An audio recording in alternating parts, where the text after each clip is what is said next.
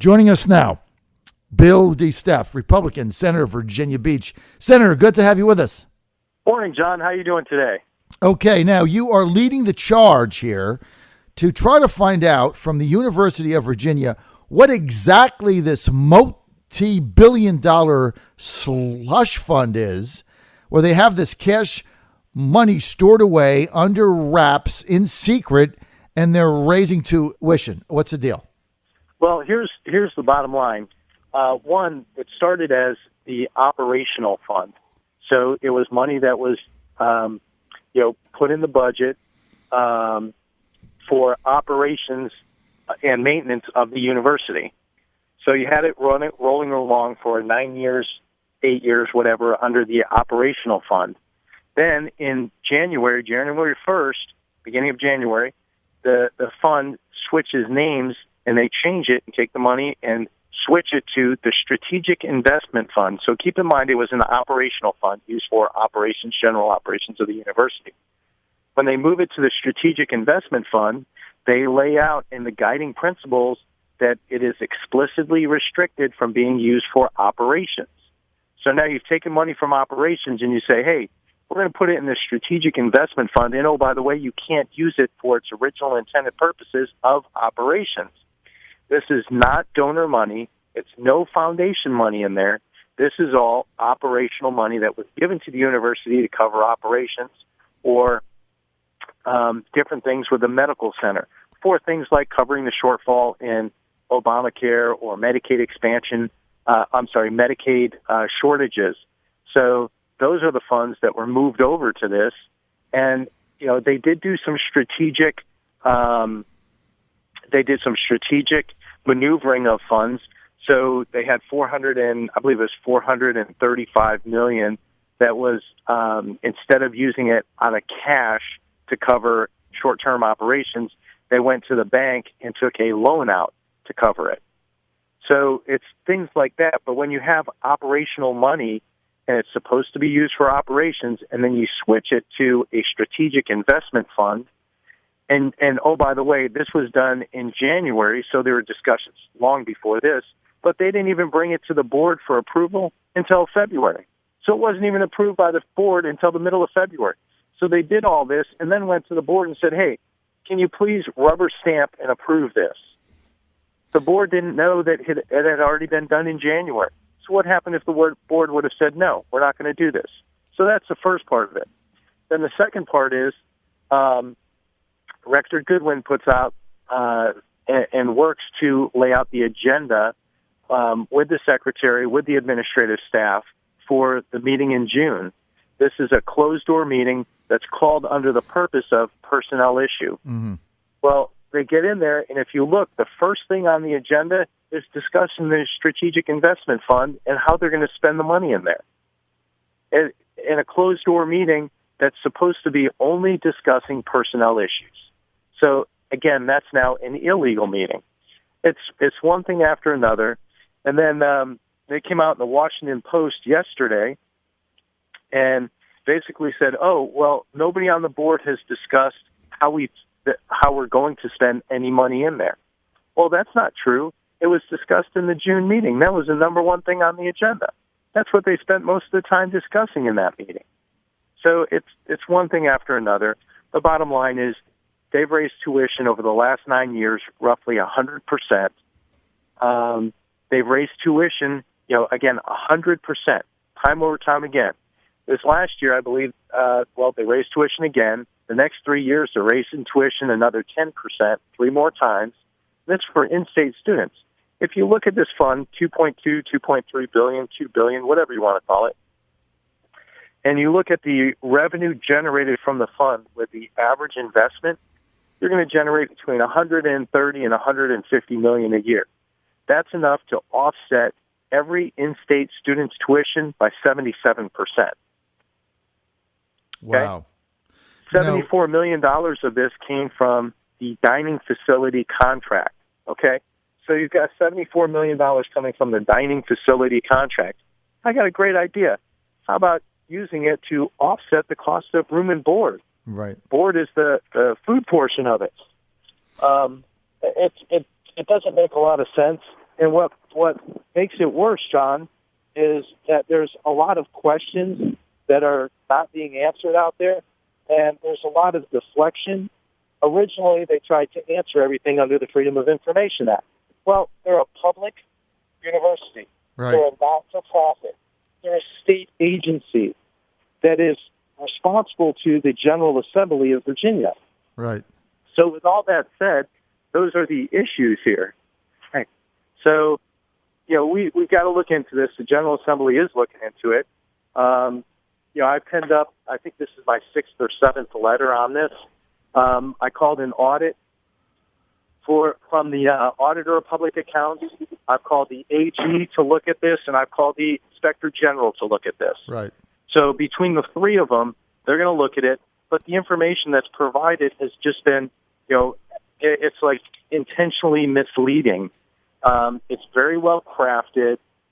It's just, it doesn't answer the questions. And then it's like they're making the decision of which questions they're going to answer or not. They're making the decisions of what they want to, who they want to include in their answers and who they don't want to include.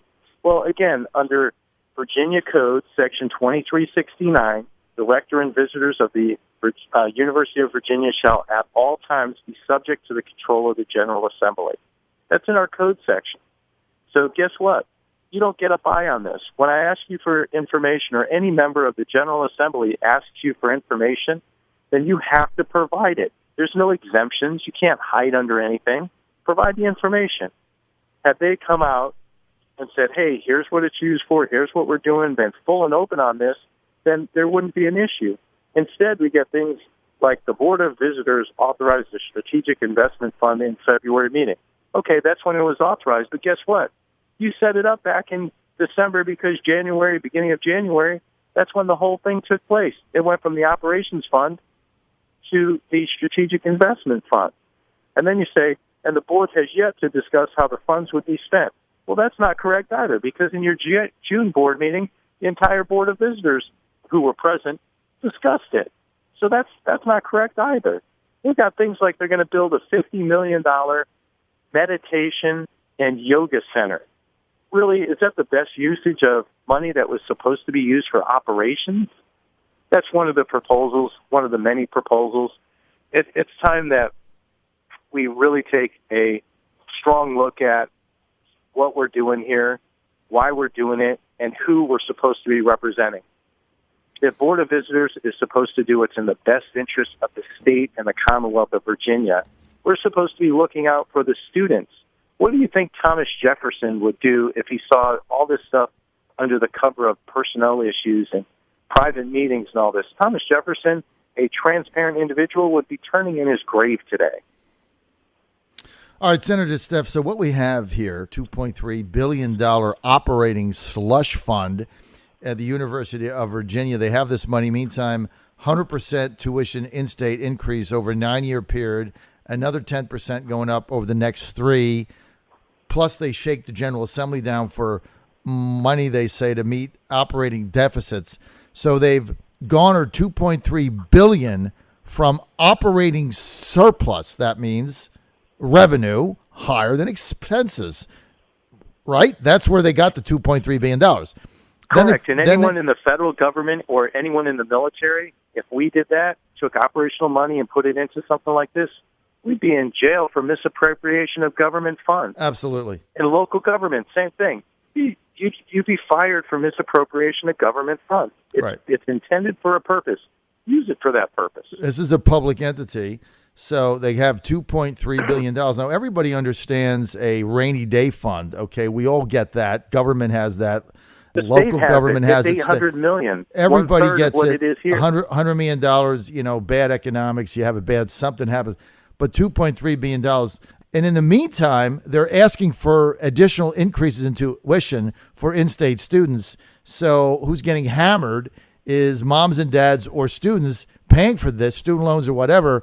Meantime, they have hidden this money. So let me just ask you this, Senator. What's their objective here? I have no idea. To be honest with you, if you read some of the stuff they put out, they're saying, we're trying to do what's in the best interest of the future of Virginia and the I'm going to look. Oh, all of these efforts would greatly benefit not only the Commonwealth but the greater society as a whole. That's what they're providing as answers to that question, and it's not in the best interest of the students. A university, Thomas Jefferson's University, University of Virginia, a top-notch state public university. Okay, it's a public university. It's a not-for-profit. It's little. The fund here, Strategic Investment Fund, is 3 times the amount of the rainy day state fund for the entire state of Virginia. Yeah, ours is $800 million. Theirs is $2.3 billion. Yeah, that money. It makes no sense. They're a not-for-profit. How can you squirrel away $2.3 billion? And this is not foundation money. This isn't money from the generous contributors to the university. This is not donation money. Operating fund. This is an operating surplus. Money. So they go to the General Assembly with their handout. They ask for taxpayer money. Then they raise tuition for in-state students. Then they cry poverty. Then they squirrel away $2.3 billion. Then they attempt to hide it. I mean, this is very bad. That $2.3 billion minus whatever should be in a rainy day fund, maybe $300 million. So you got $2 billion ought to be returned in reducing tuition or room and board or something, right? It should be returned back. Again, it should be a reduction. Correct. And again, keep in mind the state's rainy day fund is $800 million. They are a state agency, a subset of the state. As a state agency, theirs is 3 times the amount. It's outrageous. Come on. That's outrageous. So, all right, you sent a scathing letter. What happens now, Bill? Well, this is my 7th letter. So we wait for a response. And while we're waiting for a response, I'm going and reading all the rest of the information I can find on this and then asking additional questions. I have another letter that'll probably come out later this week or early next week. I'm finishing the research on top of, handling all the legislative issues I handle, my regular day job, and everything else. So this is one of many things. But truly, we're going in and asking questions. We expect honest, upfront, direct answers, not things that we know are misstatements of the fact. And that's what bothers me. They're providing information that's not totally accurate. And, it's just wrong. Put it out there, provide the facts, let the public make a decision on it.